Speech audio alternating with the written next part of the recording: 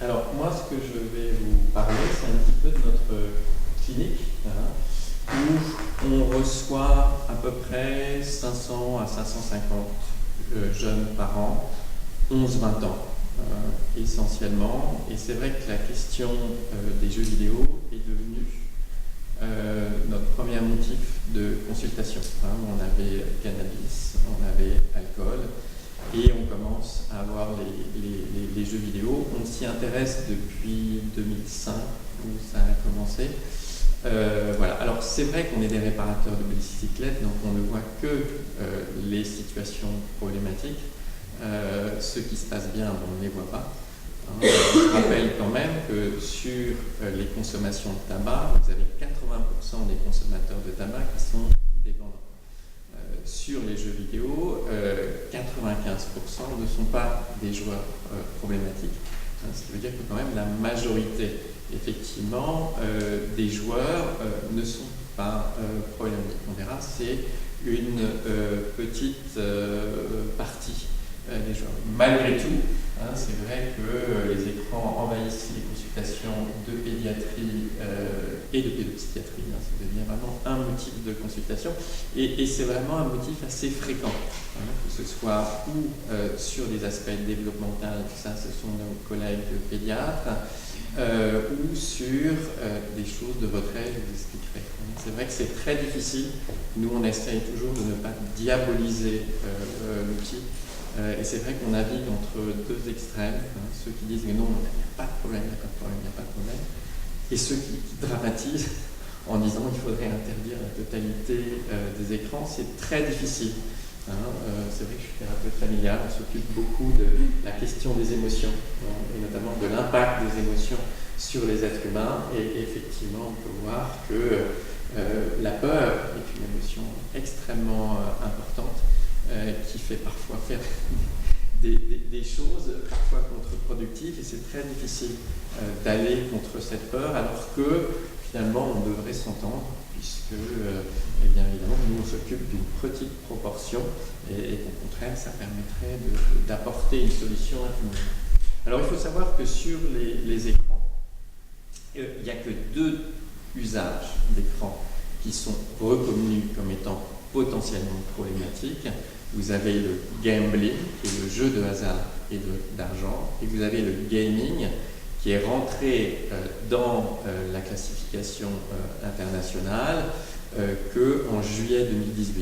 Donc c'est des aspects très récents. Ça fait l'objet de polémiques, justement pour ces questions je pense, de peur, puisque effectivement c'est en rien menaçant pour quiconque, au contraire. Je cite toujours l'exemple des voitures. C'est pas parce qu'il y a des accidents de voiture qu'on s'est mis à interdire les voitures.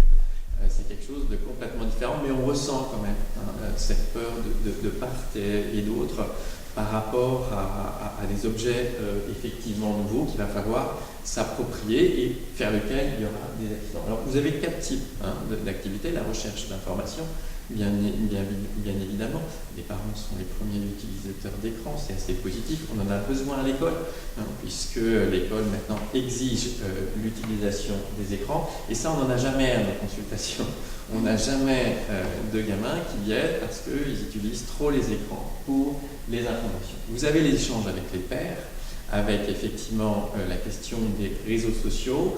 Ce qu'on voit, ce n'est pas tellement des gens qui sont accrochés aux réseaux sociaux, c'est la question de la e-réputation, c'est-à-dire de la réputation à travers le réseau social. Il y a quelques études qui sortent justement sur l'impact de la e-réputation et une diminution du rapport tentative de suicide sur suicide. C'est-à-dire que notamment chez les jeunes filles, il y avait beaucoup de tentatives de suicide et moins de suicides. Le rapport quand même ça a diminué, c'est-à-dire qu'il y a malheureusement de plus en plus de suicides chez les jeunes filles, notamment à cause de cette question de e-réputation, de harcèlement à travers les réseaux sociaux. Ce qu'on met sur Internet est quand même un peu indélébile, en tout cas ça diffuse assez largement. On a des histoires hein. Par exemple, ces adolescents qui avaient mis sur son réseau que le prof c'était un mélange entre un singe et un âne. Bon, ça aurait fait rire tout le monde il y a quelques années, sauf que ça n'a pas fait rire le proviseur du tout, et l'élève s'est fait renvoyer. Donc on a des adolescents qui sont dans l'inconscience de l'adolescence, qui font comme n'importe quel adolescent, sauf qu'à partir du moment où c'est figé sur un réseau accès à tout le monde, ça peut avoir des conséquences. Hein. Et c'est vrai qu'il faut entraîner les gamins dès plus jeune âge, c'est pas anodin ce qu'on met sur le réseau. Avant, ça se terminait, évidemment, si le prof l'apprenait que dans une cour de récréation, ça se terminait par des remontrances, mais ce serait arrêté là. Hein. Là, le prof a porté plainte, il a insisté, et il y a eu évidemment des conséquences. Enfin, vous avez les activités, je dirais, passives, hein, ce qu'on appelle le binge-watching, les gens qui enchaînent les séries. Sur la question des écrans, il y a beaucoup de choses qui ont été faites. Hein, il y a plus de 2000 publications de l'influence des écrans chez les tout-petits et l'impact sur certains aspects du développement. Hein. D'ailleurs, les pédopsychiatres et les pédiatres recommandent justement je dirais, un usage très très limité des écrans, notamment chez les moins de 6 ans. Hein. Chez les moins de 6 ans, l'écran n'est pas forcément nécessaire pour le développement. Mais malgré tout, hein, chez l'adolescent, je dirais, le regard, regarder des vidéos, pour accrocher le client, vous n'avez que le scénario qui va être possible. Hein. C'est-à-dire qu'il n'y a pas d'interaction entre la personne et l'écran. Donc vous pouvez faire des scénarios très alambiqués, avec des séries qui entraînent de pouvoir regarder la suite. Et autre point important, les jeux vidéo, les vidéos, vous pouvez quasiment les arrêter quand vous voulez. Ce n'est pas le cas des jeux vidéo, et je vous expliquerai pourquoi. Enfin, vous avez effectivement les écrans avec interaction. C'est la quasi-totalité de nos consultations. Hein. On n'a pas, nous, c'est très rare d'avoir des consultants pour juste réseau social, pour je dirais vidéo. En revanche, le jeu vidéo et certains jeux vidéo, je vous l'expliquerai par la suite. Alors effectivement, vous avez, qu'est-ce qu'ils recherchent, hein. Donc les joueurs appellent ça le flow. Le flow, c'est l'entrée dans le jeu vidéo, avec effectivement un accès illimité à ce qu'on appelle un open world. Le premier jeu qui a amené les jeunes à nos consultations, c'était World of Warcraft. Hein. C'était un jeu où effectivement il y avait ce qu'on appelle une map, c'est-à-dire un univers virtuel dans lequel l'adolescent pouvait explorer, je dirais, le jeu. La deuxième chose, c'est la confrontation. On sait que la confrontation active certaines zones du cerveau, notamment la zone de récompense, et la quasi-totalité des jeux qu'on voit à notre consultation sont des jeux où il y a multijoueurs en ligne, avec une notion de confrontation à l'autre. Hein. C'est des jeux de combat où il s'agit de se confronter à l'autre. Moi, il y a un jeu que j'aime bien, c'est Assassin's Creed de la société Ubisoft. J'ai pas ça à ma consultation, hein, parce qu'on le verra, ce type de jeu, un très très beau jeu, on navigue dans la Grèce médiévale, on apprend des choses. Moi, j'ai joué même avec mes enfants. On peut arrêter quand on veut. Ce qui n'est pas le cas des jeux avec confrontation, parce que vous avez par exemple la question du groupe de joueurs, et quand vous êtes dans une partie où vous devez être 20 pour lutter contre le dragon, si vous abandonnez la partie et que les coéquipiers perdent la partie, vous pouvez être banni. Hein. Donc il y a certains adolescents qui deviennent extrêmement agressifs quand les parents demandent d'arrêter le jeu, parce qu'eux, ils ont des impératifs, et on sait que les mécaniques de groupe à l'adolescence est exclu d'un groupe pour un adolescent, c'est l'équivalent d'une peine de mort. C'est quelque chose qui est insupportable. Et tous les jeux qu'on voit à nos consultations, c'est des jeux où on peut jouer en groupe, où chaque membre du groupe a une certaine fonction, peut faire ou gagner ou perdre le groupe. Quand on aborde les pratiques parentales, on demande aux parents de connaître le temps des parties, parce que s'ils interrompent en milieu de partie, là, on peut avoir de l'agressivité.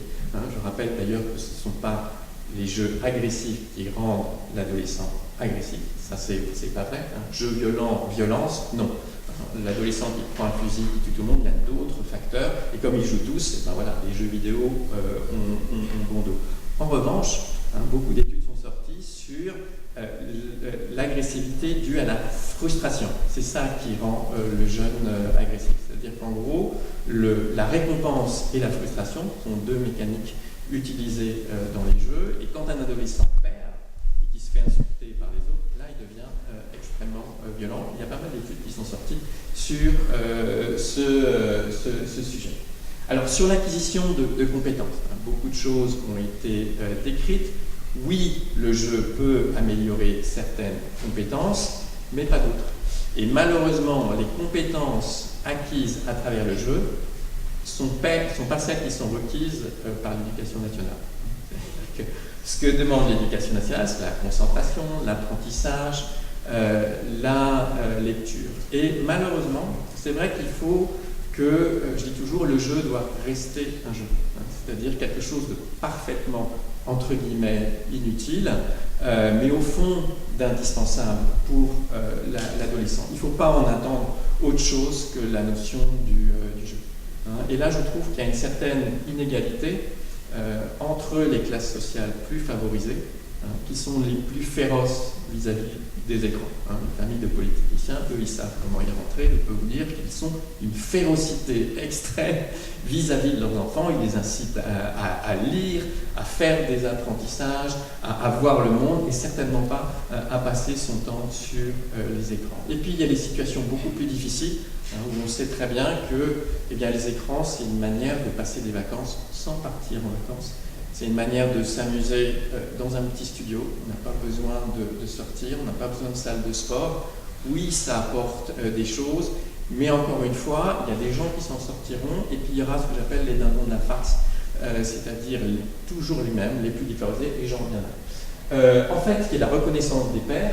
Effectivement, à travers le jeu, on peut faire des relations, mais là encore, ce sont des relations virtuelles, ce n'est pas des relations IRL, c'est-à-dire in real life. Et la vie d'un adolescent doit être équilibrée. Donc je ne suis pas contre les copains virtuels, si ça peut conduire aussi à des rencontres bien réelles.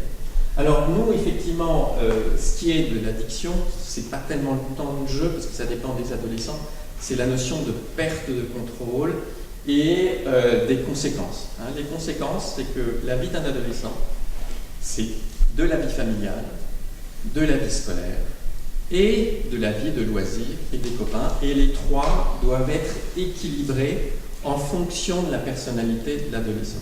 Il y a des adolescents, ils peuvent jouer 2 heures par jour, faire leur devoir, voir leurs amis.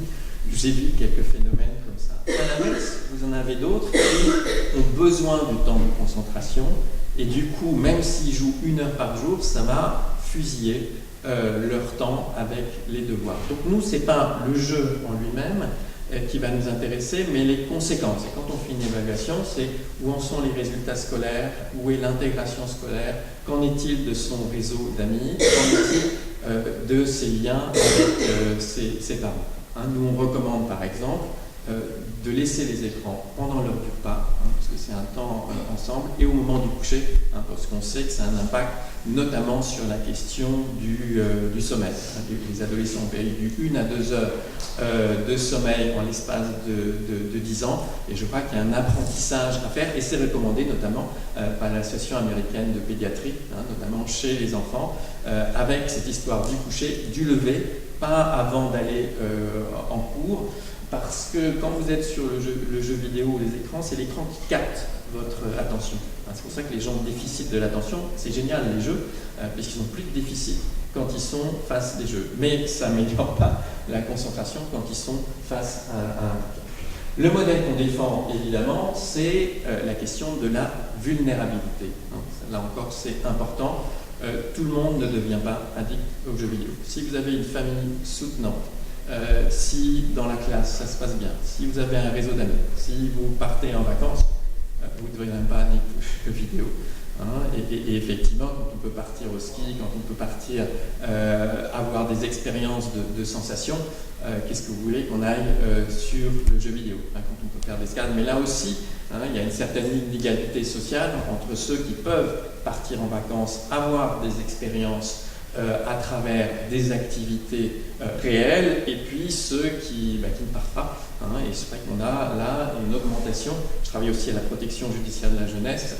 Je ne crois pas avoir des problématiques d'écran. Je me dis, voilà, la PJJ, c'est le cannabis, l'héroïne, mais pas les jeux. Oui, hein, les classes les plus défavorisées sont équipées. Et malheureusement, c'est pas ceux qui partent. Et le jeu devient le seul loisir disponible parce que finalement, c'est pas cher. Je crois qu'on peut dire les prix, c'est pas cher.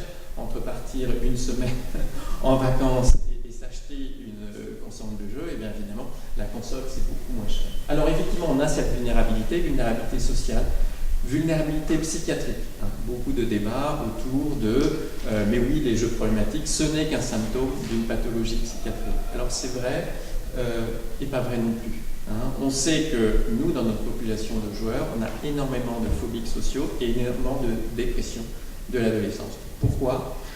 Parce que, je dirais, la dépression entraîne une perte d'estime de soi, ça entraîne des troubles du sommeil, ça entraîne de l'anxiété, et le jeu, c'est l'idéal. C'est-à-dire que par la reconnaissance à travers le jeu, ils améliorent l'estime d'eux-mêmes. Contre les troubles du sommeil, on ne s'en aperçoit pas, et le fait d'être investi dans le jeu diminue le niveau d'anxiété. On sait très bien que le jeu diminue le niveau d'anxiété. D'ailleurs, dans les services de pédiatrie, hein, le jeu diminue la sensation de la douleur, justement par captation de l'attention, diminution de l'anxiété. Et il y a beaucoup d'études qui ont montré que, effectivement, dans les services de pédiatrie, les écrans et les jeux diminuaient le niveau de souffrance des adultes. Alors, nous, c'était l'étude qu'on avait faite, qu'on va publier, où on a un échantillon de 2000 adolescents franciliens qu'on a comparé à 50 de nos joueurs problématiques, et on voit un gradient d'apparition de la pathologie psychiatrique, notamment dépression et phobie sociale, au fur et à mesure de l'intensité. Hein, nous, ce qu'on pense, c'est qu'il y a une fragilité initiale et que le jeu sur la fragilité est venu aggraver la fragilité chez les plus fragiles. Nous, on a, en gros, on classe en 4 stades des joueurs.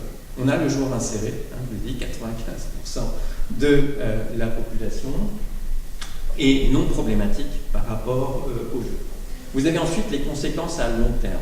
Qu'est-ce que les conséquences à long terme ? Eh bien, par l'investissement à travers les jeux, l'adolescent ne fera pas les études qu'il aurait pu faire, n'aura pas les interactions qu'il aurait pu avoir, que ce soit interactions personnelles ou familiales. Ça, c'est de la prévention, ce n'est pas du soin, pour justement améliorer l'usage. Et on est tous d'accord, les pédiatres et les psychiatres, pour dire qu'il faut aussi des temps sans écran. C'est vrai que ce qui compte, c'est effectivement que ce temps soit équilibré. Je ne dis pas qu'il ne faut pas utiliser des écrans, mais il y a aussi des moments. Le moment du repas, du coucher et du lever me paraissent des moments essentiels. C'est vrai que c'est là où les choses se crispent un petit peu. On sait très bien que le temps des adolescents est devenu un enjeu économique. C'est une réalité. La journée de l'adolescent n'a que 24 heures. Et que les modèles de jeu sont les modèles jeux gratuits. Plus l'adolescent est sur les écrans, mathématiquement, moins il y a de temps pour les autres activités. Alors j'espère que les gens sont suffisamment raisonnables pour dire « Ok, je prends ce temps-là, c'est le temps d'écran, mais je laisse aussi l'adolescent sans écran avec sa famille ou au moment des apprentissages. » J'espère qu'on arrivera à cette situation de sagesse. Sinon, on a les conséquences à court terme. Pourquoi les gens consultent chez nous ? Absentéisme scolaire, chute du rendement scolaire, difficultés au sein de la famille, explosion. Je crois que le problème de la dépendance et du jeu problématique, c'est que ça se passe dans le huis clos familial. C'est-à-dire que la famille voit devant ses yeux le gamin s'isoler et s'exclure de la société sous ses yeux, sous son nez. Hein. Et du coup, on a des situations explosives où ils finissent par se battre. On a de la violence parce que pour les parents, c'est insupportable. Hein. Et arrêter les écrans, quand c'est trop tard, c'est trop tard. C'est l'enfant qui gagne. Moi, je raconte toujours cette anecdote. Il y avait les parents qui avaient retiré le câble. C'était une famille bourgeoise dans des appartements haussmanniens. Le gamin se met dans la cour et hurle « J'ai faim, j'ai soif » comme ça. Hein, pour les parents craqués, ils ont rendu le câble. Ils savent aussi appeler le 119 aussi, les services sociaux. Donc quand on en arrive là, c'est difficile, hein, puisqu'il y a la pratique sur le jeu vidéo et il y a la qualité du lien que vous avez avec l'enfant. C'est ça qui compte. Quand les parents nous disent « Voilà, que doit-on faire ?» Je dis, mais avant de faire, il faut s'assurer de la qualité du lien que vous avez avec votre enfant. Parce que sinon, quoi que vous fassiez, ça sera mal interprété. Et parfois, quand je dis aux parents qu'il faut s'intéresser au jeu, c'est dans le seul objectif de renouer un lien de qualité afin de pouvoir permettre la pratique parentale. La plupart des parents, ils ont la bonne pratique. Ils savent quoi faire. Le problème, c'est l'application. Hein. Et ce qui pêche, c'est la qualité du lien parce que ça renvoie à ce qui s'est passé, à ce qu'eux sont, à ce qu'ils ont fait, aux émotions. Hein, quand ils sont très en colère, la colère est une mauvaise conseillère et ça reste gravé. Hein, quand on a d'adolescence, prend une claque, etc., parce que le parent est excédé, ça reste, etc., etc. Ça nécessite souvent des prises en charge avec ce que nous on pense, la thérapie familiale. On l'utilise beaucoup, on est systémiciens. On a des résultats assez intéressants sur thérapie familiale et jeux vidéo.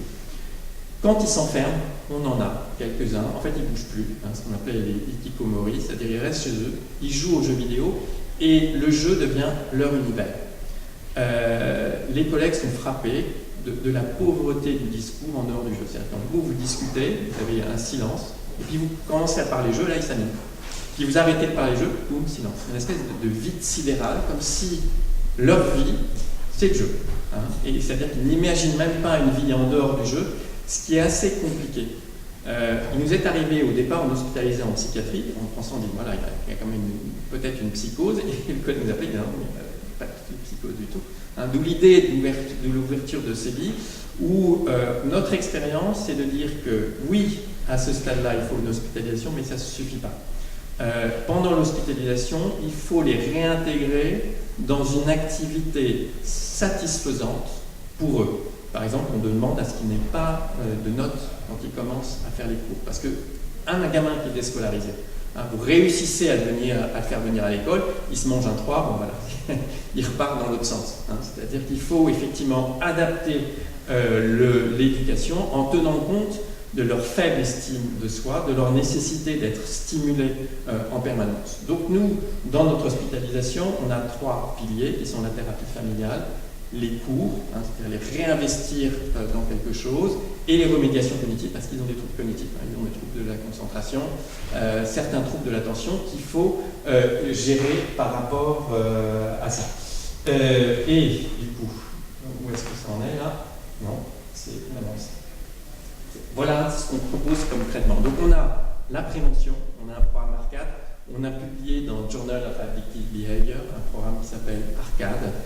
C'est un programme qui ne vise pas à diaboliser les écrans, hein, à avoir à la fois les esprits positifs et les aspects plus problématiques. L'idée, c'est de développer les compétences psychosociales. Hein, donc on fait ce programme depuis 5 ans avec la Croix-Rouge et la Fondation Santé et l'Éducation de France. Pour le traitement, l'approche familiale, de toute façon, avec les gamins, vous n'aurez rien, hein, sauf si vous discutez jeu. Bon, ça va, je suis joueur moi-même, donc j'ai des sujets de conversation, mais il faut pouvoir interagir et il faut pouvoir reconnecter parents et adolescents. C'est ce qui est le plus difficile. Hein. Le plus facile, c'est les conseils, faites ci, faites ça, tant d'heures, etc. Ça, c'est pas le problème. Le problème, c'est la reconnexion émotionnelle entre parents et adolescents. On a évidemment l'hospitalisation et on a de la formation. On travaille avec le rectorat de Paris où on forme les infirmières scolaires, les CPE au repérage précoce et aux premières prises en charge. On ne va pas tous les faire venir en consultation. Voilà, j'espère qu'effectivement, moi je suis venu dans un esprit de paix avec les industriels. L'idée c'est que chacun trouve sa place et au contraire, nous on s'occupe des plus problématiques. Ça doit soulager tout le monde, hein, parce que si on ne s'occupe pas des problématiques, ils vont monter monter aussi au créneau et ça sera bon pour personne. Donc je pense qu'on est tout à fait prêt à travailler dans un esprit pacifique. Ni diabolisation, ni banalisation. Voilà ce que je voulais dire. Merci pour votre attention.